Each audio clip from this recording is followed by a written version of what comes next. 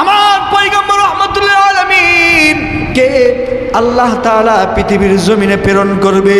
আল্লাহ তাআলা ঈসা পয়গম্বর থেকে নিয়ে নবীর আগমনের মাঝখানে 570 বছর কোনো নবী আগমন করে নাই। এই নবীর আগমন না আসার কারণে পৃথিবীর জমিনটা অন্ধকার হয়ে গেছে, জাহেলিয়াতের যুগ কায়েম হয়ে গেছে। যেই যুগে সন্তান মার সাথে জিনা করত, যেই যুগে মানুষ হানাহানি করত, মারামারি করত, অর্থাৎ মানুষের ভিতরে সাম্য ছিল না, মানুষের ভিতরে ভ্রাতৃত্ব ছিল না, পৃথিবীর জমিনে কোনো মানুষের ভিতরে মানুষত্ব ছিল না, মানুষের ভিতরে পশুত্ব কাজ করতেছিল। পৃথিবীটা গোটা পৃথিবী অন্ধকার ছায়া নিছে। আল্লাহ তাআলা পৃথিবীর জমিনকে আলো করার জন্য, পৃথিবীর জমিনে মানুষের অধিকার আদায় করার লক্ষ্যে আল্লাহ তাআলা তার বন্ধুকে, আল্লাহ তাআলা এই পৃথিবীর জমিনে 570 খ্রিস্টাব্দে রহমাতুল আলামিনকে প্রেরণ করে আধারকে আলোকিত করে দিছে। বলেন না সুবহানাল্লাহ। ও আল্লাহর গোলাম, যেই দিন আমার পয়গম্বর রহমাতুল আলামিন পৃথিবীর জমিনে আগমন করবে, ওই দিন আল্লাহ তাআলার কাছে দিন একটা শব্দ আছে, রাত একটা শব্দ আছে। আল্লাহ তাআলা দিনকেও বানাইছে, রাত্রকেও বানাইছে। দিনটারে আমি পয়গম্বরের ওসিলায় রহমাতুল আলামিনের ওসিলায় আমি দিন সৃষ্টি হয়েছি। রাত্রও জানে আমি পয়গম্বর রহমাতুল আলামিনের সৃষ্টি হয়েছি। এই জন্য দিন আল্লাহর কাছে আবদার করলো, ও মালিক, তোমার কাছে আমার ফরিয়াদ, তোমার পয়গম্বর, তোমার হাবিব, তোমার মাহবুবকে আমি দিনের ভিতরে প্রেরণ করো, তাহলে আমি দিন ধন্য হয়ে যাব। বলেন না সুবহানাল্লাহ। আবার রাত্র আল্লাহ তাআলা কাছে বলতেছে, ও রব্বে কারীম, আমি রাত্র যেই নবীর খাতিরে সৃষ্টি হইলাম, আমি রাত্রর কাছে তুমি তোমার হাবিবকে প্রেরণ করো, আমি রাত্র ধন্য হয়ে যাব। বলেন না সুবহানাল্লাহ। ও আল্লাহর গোলাম, নবীর মিলাদ নিয়ে আলোচনা করতেছি, যতক্ষণ কথা বলবো পুরাটাই মিলাদ নবীর। বলেন না সুবহানাল্লাহ। আল্লাহ তাআলা রাত্র এবং দিনকে বলল, ও রাত্র ও দিন, আমি আল্লাহ তাআলা আমার হাবিবকে এমন একটা মুহূর্তে প্রেরণ করব, রাত্র এবং দিন দুজনই পাওয়া যাবে। বলেন না সুবহানাল্লাহ। আল্লাহর পয়গম্বর রাহমাতুল আলামিন সুবহে সাদিক, যারা ফজর নামাজ পড়ে তারাই চিনবে, যারা নামাজ পড়ে না তারা বুঝবে না। সুবহে সাদিকের যখন শেষ সময়, সুবহে সাদিকের শেষ সময়, সুবহে সাদিক শেষ, এরপরে দিনের শুরু হয়ে যায়। কথা বলেন ঠিক কিনা? আল্লাহ তাআলার কাছে দিনও দরখাস্ত করছে, রাত্রও দরখাস্ত করছে। আল্লাহ তাআলা বলে, ও দিন ও রাত, তোমরা যেহেতু দরখাস্ত করেছো, আমি আল্লাহ তাআলা দিনকেও মাহরুম করব না, রাত্রকেও মাহরুম করব না। আমার পয়গম্বরকে এমন একটা মুহূর্তে, এমন একটা সময় প্রেরণ করব, অর্ধেক সময় দিন পাবো, অর্ধেক সময় রাত্র পাওয়া যাবে। বলেন না সুবহানাল্লাহ। এই 12 রবিউল আউয়াল বিভিন্ন মতামত রয়ে গেছে। কেউ কেউ বলেছে, কোন সিরাত গ্রন্থকার বলেছে নবীজি 8 তারিখে জন্মগ্রহণ করেছে, কেউ কেউ বলেছেন নবীজি 12 তারিখে জন্মগ্রহণ করেছে। যেই তারিখই হোক না কেন, কিন্তু নবী তো জন্মগ্রহণ করছে। কথা বলেন ঠিক কিনা? যেই তারিখই হোক, যেই তারিখ হোক, নবী জন্মগ্রহণ করেছেন। আল্লাহর পয়গম্বর রাহমাতুল আলামিনকে সুবহে সাদিকের শেষ সময় প্রেরণ করবে, নবীজি দুনিয়ার জমিনে আগমন করবে। এদিক দিয়ে আব্দুল মুত্তালিব, সকলেই জানেন নবীর দাদার নাম আব্দুল মুত্তালিব, নবীজি আগমন করবেন। আব্দুল মুত্তালিব বাইতুল্লাহর ভিতরে যায় তওয়াফ করতেছে, আর তার একজন দাসী ছিল উম্মে আইমান, নবীজির ঘরের ভিতরে রাইখে গেছে, নবীজির মার ঘরের ভিতরে রাইখে গেছে। কখন আমার নাতি পৃথিবীর জমিনে আগমন করবে, এই খবরটা আমি দাদার কাছে পৌঁছাবো। বলেন না সুবহানাল্লাহ। এবার নবীর দাদা বাইতুল্লাহর ভিতরে ঘোরাঘুরি করতেছে, হঠাৎ করে দেখে সুবহে সাদিকের শেষ সময় আল্লাহর ঘর কাবা ঘরটা মা আমেনার ঘরের দিকে এরকম ঝুঁকে পড়েছে। বলেন না সুবহানাল্লাহ। দাদা আব্দুল মুত্তালিব, নবীর দাদা, দেখে ঘরটা এরকম সোজা ছিল, ঘরটা এরকম ঝুঁকে গেছে মা আমেনার ঘরের দিকে। ঘরের ভিতরে কিছু মূর্তি ছিল, মূর্তিগুলো ঠাস ঠাস করে ভেঙে পড়ে গেল। বলেন না সুবহানাল্লাহ। সময় অনেক হয়ে গেছে, আপনাদেরকে অনেক কষ্ট হচ্ছে জানি। সংক্ষিপ্ত কয়েকটি কথা বলে আমি শেষ করে দিব। যতটুকু আলোচনা করার দরকার ছিল আমার ছোট ভাই হাফেজ মাওলানা সাইফুল্লাহ শামসী করে ফেলছে। আমি মনে করি এই আলোচনার উপরে যদি আপনারা আমল করেন যথেষ্ট হয়ে যাবে ইনশাল্লাহ, ঠিক কিনা? তারপর যেহেতু বলছে সংক্ষিপ্ত অল্প কিছু সময় আপনাদের সামনে কিছু কথা বলবো, আপনারা কি রাগ করবেন? আমি কিন্তু আপনাদের এই মসজিদে বহুদিন ধরে কথা বলি না, ঠিক কিনা? অনেকে আমরা চিনেন, আবার অনেকে চিনেন না। আমি গাজীপুর চৌরাস্তায় থাকি, একবারে চৌরাস্তায় নিকটবর্তী। অনেকে জানান জাহানারা বিজনেস পয়েন্টের পাশে আমার মসজিদ মাদ্রাসা, আমি ওখানেই থাকি। এজন্য যেহেতু আমার সুরে আমাকে দাওয়াত করছে, আল্লাহ রাব্বুল আলামিন আজ থেকে নিয়ে 1450 বছর পূর্বে 570 খ্রিস্টাব্দে আমার পয়গাম্বর দু জাহানের বাদশা নবী কুলের শিরোমণি বিশ্বের সবার সভাপতি নবী মুহাম্মদ সাল্লাল্লাহু আলাইহি ওয়াসাল্লামকে আধার যুগে, অন্ধকারের যুগকে আলোকিত করার জন্য এই পৃথিবীর জমিনে তাকে প্রেরণ করছেন। বলেন না সুবহানাল্লাহ। নবীর আগমনে কুল কায়নাত, সমস্ত আসমান, 7 আসমান 7 জমিন, লৌহ কলম আরশ কুরসি, অর্থাৎ আল্লাহ তাআলা যত কিছু সৃষ্টি করেছে সকল সৃষ্টিকুল খুশি হয়েছে। বলেন না সুবহানাল্লাহ। সকলেই খুশি, কিন্তু একজন বেজার ছিল। তার নাম কি? ঝুগা আওয়াজ দিয়ে বলেন, তার নাম কি? ইবলিস শয়তান। আল্লাহ রাব্বুল আলামিন নবী যে আগমন করবে, নবীর আগমনের বার্তাটা পৃথিবীর জমিনে প্রেরণ করবে কি করবে না? বুঝেন নাই? এই রাজন্যপুর চৌরাস্তা যদি একটা ওয়াজ মাহফিল হয়, তাহলে প্রধান বক্তা আলোচনা আগে করে নাকি লাস্টে করে? সকলে জুড়ে বলেন।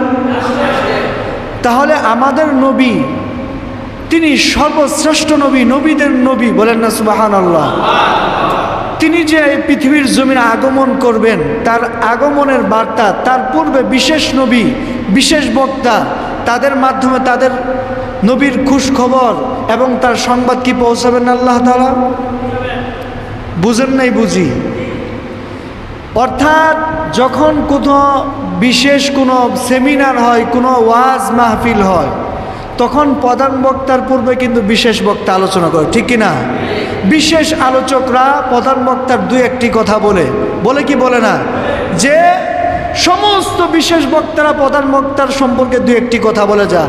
ঠিক তদ্রূপ আল্লাহর পয়গাম্বর বিশ্বনবী রহমাতুল্লাহ আলামিন পৃথিবীর জমিনে আগমন করবে, সেই নবীর প্রশংসা, সেই নবীর খুশখবরি আল্লাহ তাআলা 1 লক্ষ মতান্তরে 2,24,000 পয়গাম্বরের মাধ্যমে এই পৃথিবীর জমিনে খুশখবর দিয়েছে। সুবহানাল্লাহ। আল্লাহর পয়গাম্বর বিশ্বনবী রহমাতুল্লাহ আলামিন পৃথিবীর জমিনে আগমন করবে, আল্লাহকে এই সৃষ্টিকুলকে সাজাবে কি সাজাবে না? জুড়ে বলেন, সাজাবে, ঠিক কিনা? আল্লাহ তাআলা যেদিন আমার নবীকে রহমতুল্লাহ আলামিনকে পৃথিবীর জমিনে প্রেরণ করেন, ওই দিন আল্লাহ তাআলা সমস্ত সৃষ্টিকুল এবং যত ফেরেশতা সৃষ্টি করছে সকলকে ছুটি দিয়ে দিয়েছে। সুবহানাল্লাহ। কেন ছুটি দিল? কারণ আছে না নাই? জানা দরকার আছে না? আল্লাহর পয়গম্বর বিশ্বনবী রহমাতুল্লাহ আলামিন পৃথিবীর জমিনে আগমন করবে, আল্লাহ তাআলা ফেরেশতাদেরকে ডাক দিয়ে বলে, ও ফেরেশতারা, আমি আল্লাহ তাআলা তোমাদেরকে যেই নবীর ওসিলায় সৃষ্টি করেছি, সেই নবী, সেই বন্ধুকে আমি আল্লাহ তাআলা পৃথিবীর জমিনে আজকে আধার রাত্রে আমি প্রেরণ করব। ওই নবীকে প্রেরণ করার কারণে, ওই নবীর আগমনের কারণে আজকে যত সৃষ্টিগুলো আছে, আসমান জমিন যত কিছু আমি আল্লাহ তাআলা সৃষ্টি করেছি, সমস্ত সৃষ্টিগুলোর ভিতরে যত ফেরেশতার মাধ্যমে আমি দায়িত্ব দিয়ে দিছি, সমস্ত ফেরেশতাদেরকে আমি ছুটি দিয়ে দিলাম আমার নবীর কারণে। বলেন না সুবহানাল্লাহ। এই জন্য আমি ছুটি দিলাম আমার হাবিব রাসূল আরবি সাল্লাল্লাহু আলাইহি ওয়াসাল্লামকে পৃথিবীর জমিনে প্রেরণ করব, ওই নবীর আগমনে সকল সৃষ্টিকুল খুশি হবে।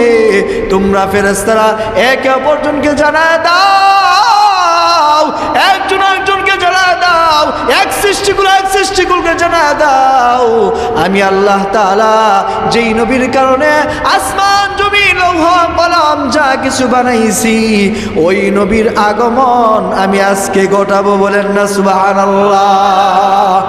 ও ভাইরা আমার, বন্ধুরা আমার, যেই নবীজি আগমন করবে এই রবিউল আউয়াল চাঁদে, করছে কি করছে না?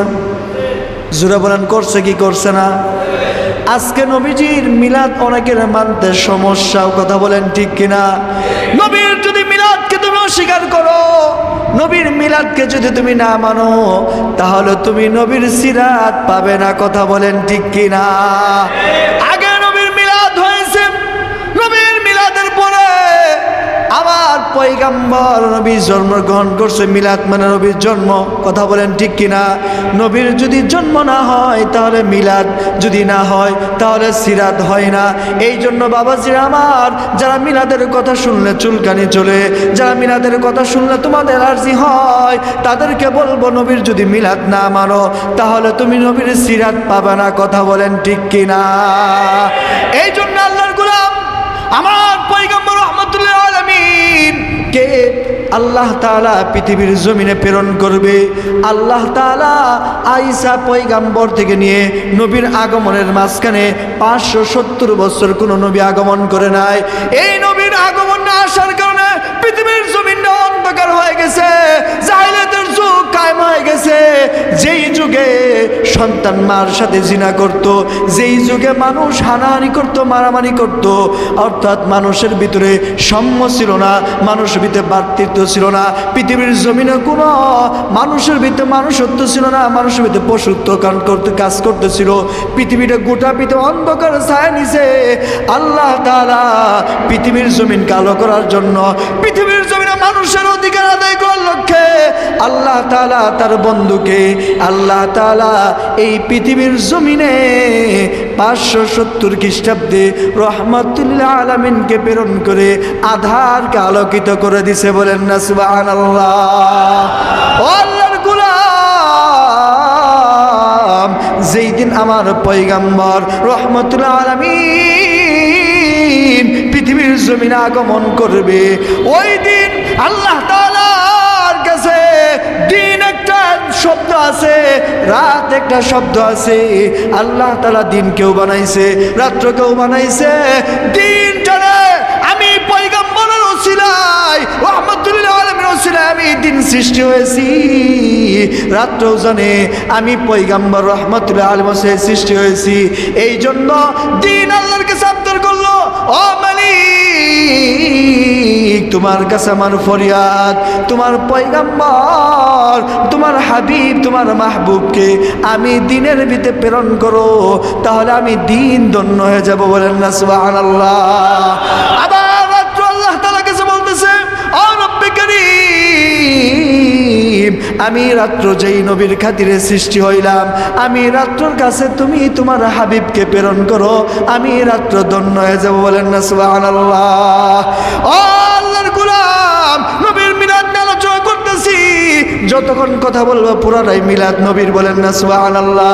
আল্লাহ তাআলা রাত্র এবং দিনকে বলল, ও রাত্র ও দিন, আমি আল্লাহ তাআলা আমার হাবিবকে এমন একটা মুহূর্তে প্রেরণ করব, রাত্র এবং দিন দুজনই পাওয়া যাবে। বলেন না সুবহানাল্লাহ।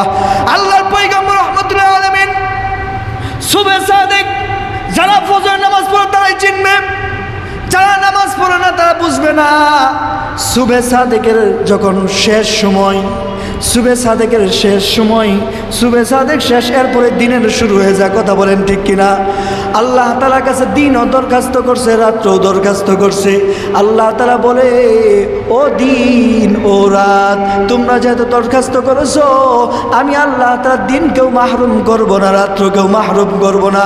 আমার পয়গম্বরকে এমন একটা মুহূর্তে, এমন একটা সময় প্রেরণ করব, অর্ধেক সময় দিন পাবো, অর্ধেক সময় রাত্র পাওয়া যাবে। বলেন না সুবহানাল্লাহ। এই 12 রবিউল বিভিন্ন মতামত রয়ে গেছে। কেউ কেউ বলেছে, কোন সিরাত গ্রন্থকার বলেছে নবীজি 8 তারিখে জন্মগ্রহণ করেছে, কেউ কেউ বলেছেন নবীজি 12 তারিখে জন্মগ্রহণ করেছে। যেই তারিখই হোক না কেন, কিন্তু নবী তো জন্মগ্রহণ করছে, কথা বলেন ঠিক কিনা? যেই তারিখই হোক, যেই তারিখ হোক, নবী জন্মগ্রহণ করেছেন। আল্লাহর পয়গম্বর রাহমাতুল আলামিনকে সুবে সাদিকের শেষ সময় প্রেরণ করবে, নবীজি দুনিয়ার জমিনে আগমন করবে। এদিক দিয়ে আব্দুল মুতালিব, সকলেই জানেন নবীর দাদার নাম আব্দুল মুতালিব, নবীজি আগমন করবেন। আব্দুল মুতালিব বাইতুল্লাহর ভিতরে যায় তপ করতেছে, আর তার একজন দাসী ছিল উম্মে আইমান, নবীজির ঘরের ভিতরে রাইখে গেছে, নবীজির মার ঘরের ভিতরে রাইখে গেছে।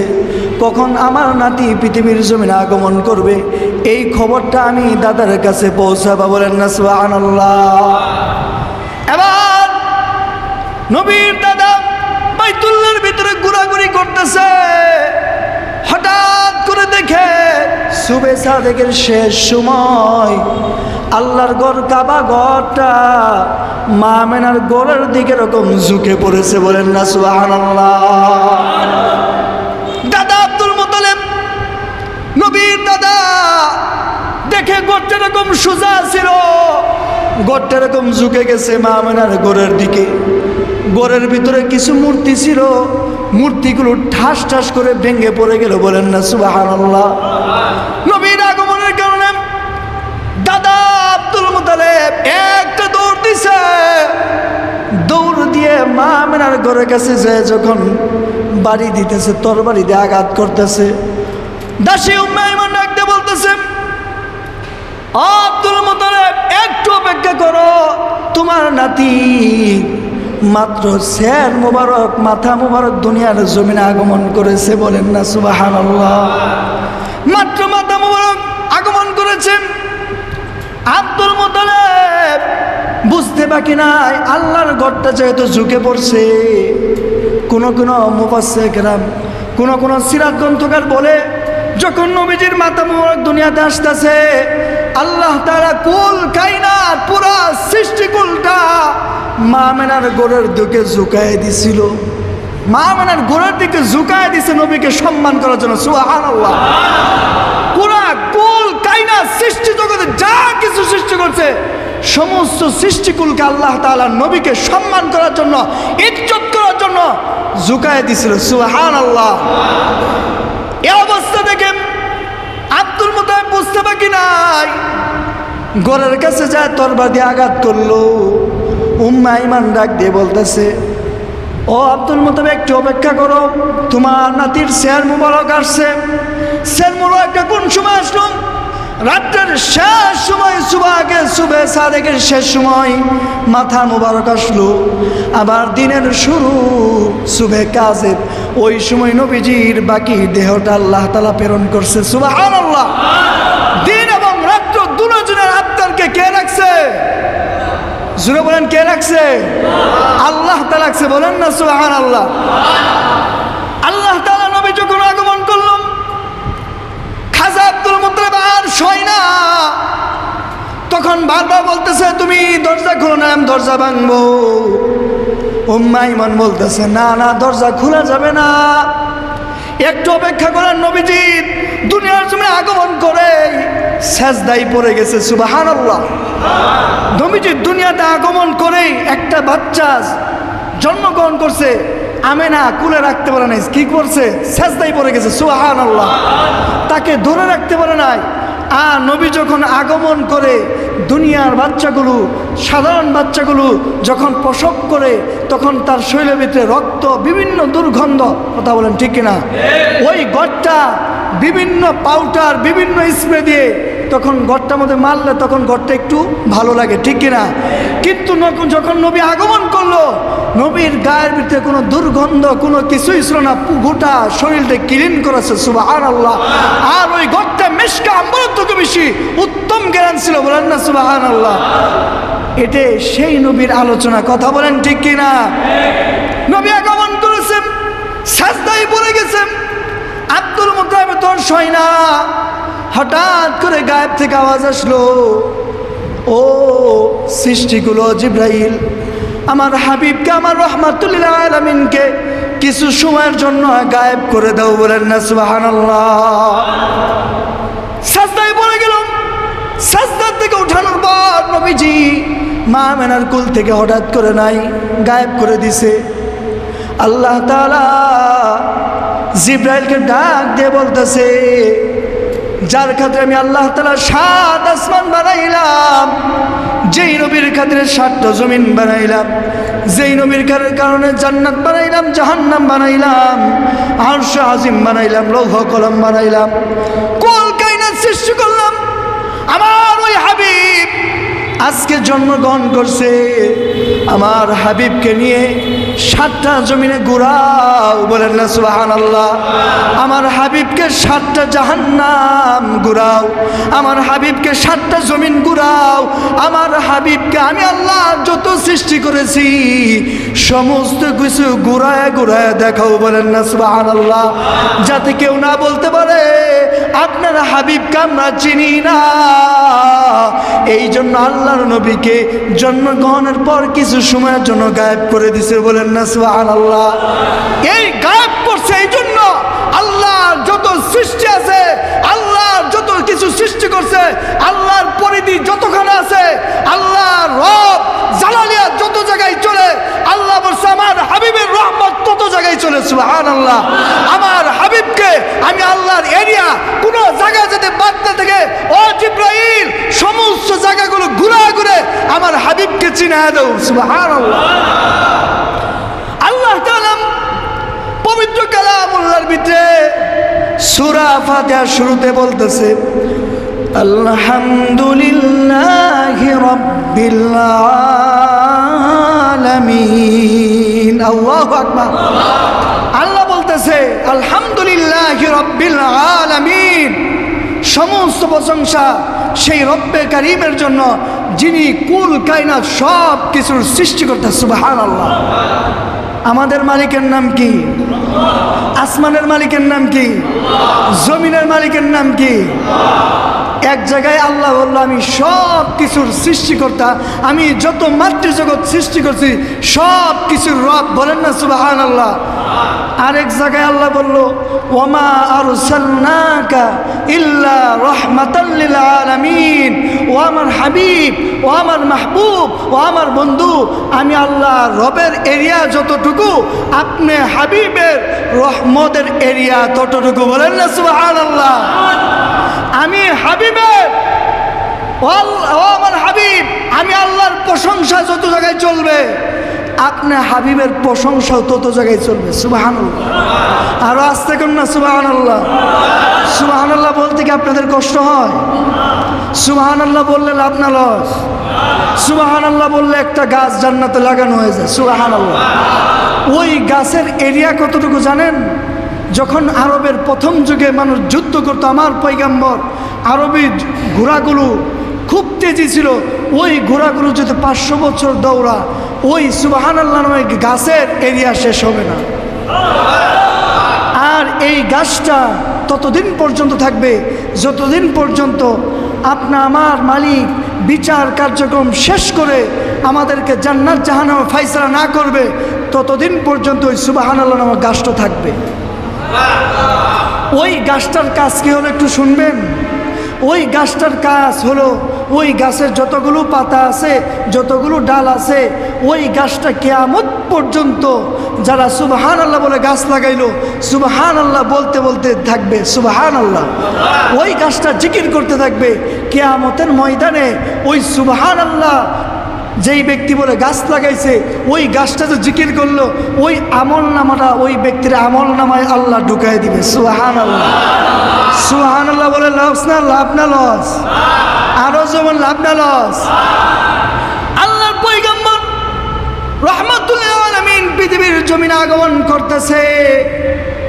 এই সময় আল্লাহ তাআলা গোটা কুল কায়নাতকে ছুটি দিয়ে দিছে। আল্লাহ তাআলা ফেরেশতাদেরকে ছুটি দিয়েছে, নবীজি আগমন করছে।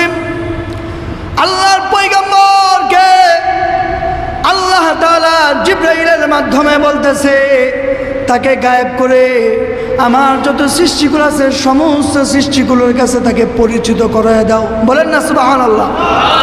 আর আমি আল্লাহ তাআলা আদম থেকে শুরু করে ঈসা রুহুল্লাহ পর্যন্ত যত পয়গম্বর, যত রসুল, যত নবী প্রেরণ করেছি, সমস্ত নবীদের চরিত্র আমার নবীর ভিতরে ঢুকায় দাও। বলেন না সুবহানাল্লাহ। এজন্যই আমার পয়গম্বর হাদিসের ভিতরে বলেছে, উতিতুল ইলমা ওয়াল আউয়ালিনা ওয়াল আখিরিন। আমার নবীর শান হইল আল্লাহর পয়গম্বর বলে আল্লাহ তাআলা আমি নবীকে আউয়াল এবং আখিরাতের যত ইলম আছে সব কিছু আমি নবীকে দান করছে। সুবহানাল্লাহ। অর্থাৎ আদম থেকে শুরু করে ঈসা রুহুল্লাহ পর্যন্ত যা কিছু ঘটেছে এবং কিয়ামত পর্যন্ত যা কিছু ঘটবে আমার নবীকে কে দান করছিলেন? আর বলেন কে দান করছে? আল্লাহ সমস্ত ইলম আমার নবীকে দান করছে। বলেন না সুবহানাল্লাহ। সেই নবীর উম্মত হইতে পারে খুশি নেবে যা, সেই নবীর আগমনে আপনারা খুশি নেবে যা, সেই নবীর সিরাত নিয়ে মিলাদ নিয়ে যত আলোচনা করবে, যত ব্যক্তি শুনবে, যত আলোচনা হবে, যা শুনবে, এক ব্যক্তি যত নফল নামাজ পড়লে যত সওয়াব হবে, নবীর মিলাদ নিয়ে আলোচনা করলে তত সওয়াব আল্লাহ তার আমলনামায় দিয়ে দিবে। সুবহানাল্লাহ। এই জন্য নবীর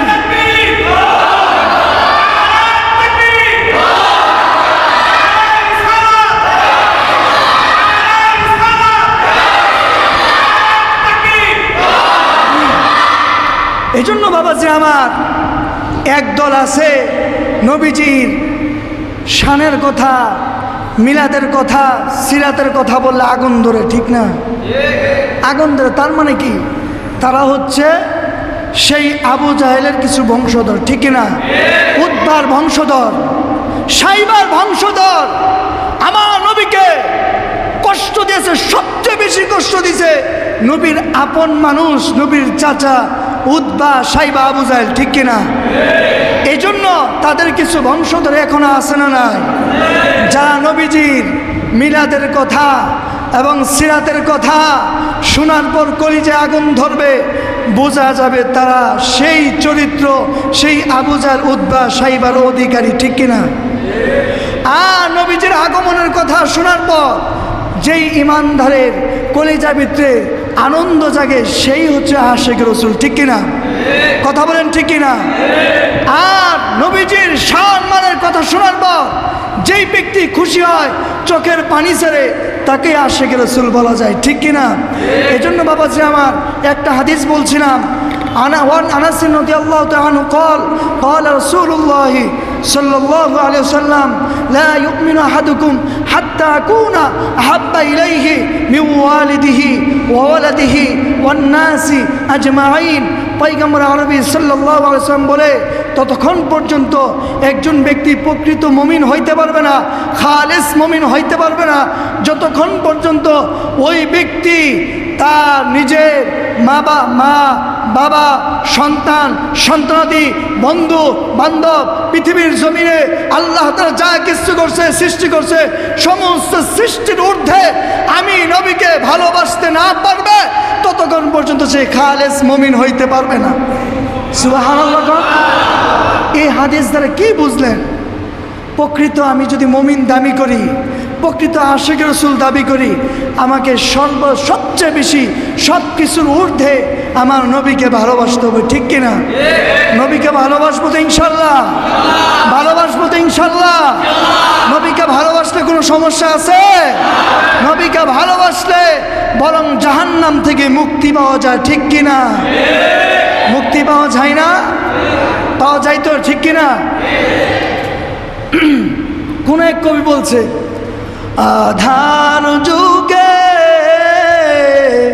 উদয় হলো পূর্ণিমার চাঁদ, আধার যুগে উদয় হলো পূর্ণিমার চাঁদ, নবীদের নবী, নবীদের নবী, সেরা নবী মুহাম্মদ,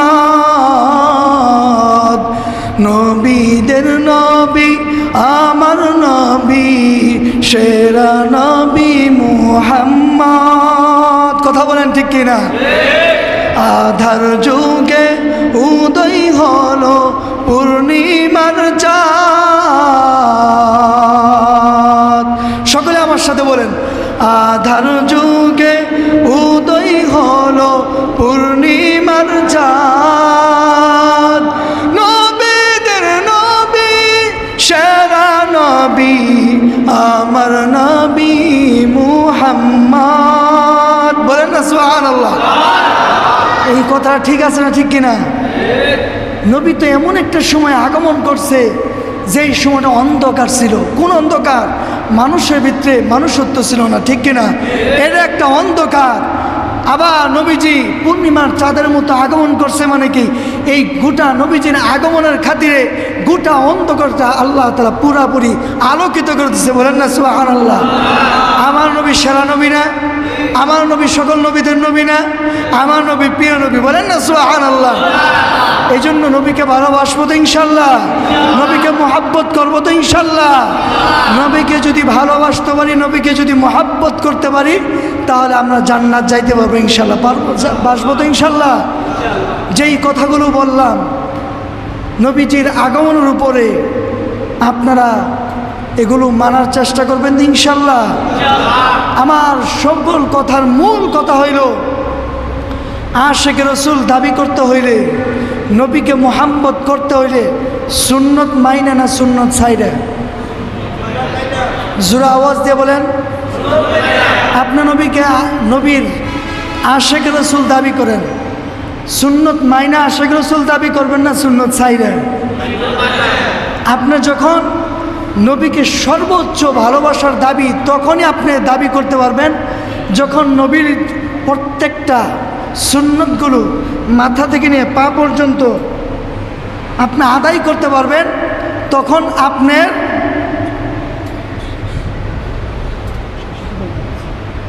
যখন আপনার নবীজি প্রত্যেকটা সুন্নতগুলো মাথা থেকে পা পর্যন্ত আদায় করবেন, পালন করবেন, তখনই আপনি প্রকৃতপক্ষে আশিকে রাসূল, ঠিক কিনা? আর শুধু নবীর কোনো সুন্নত মানে না, নবীর কোনো সুন্নতের বালায়ও নাই, শুধু দাবি করে আশিকে রাসূল, এটি কি প্রকৃতপক্ষে আশিকে রাসূল? এই জন্য আমরা নবীকে ভালোবাসবো, নবীকে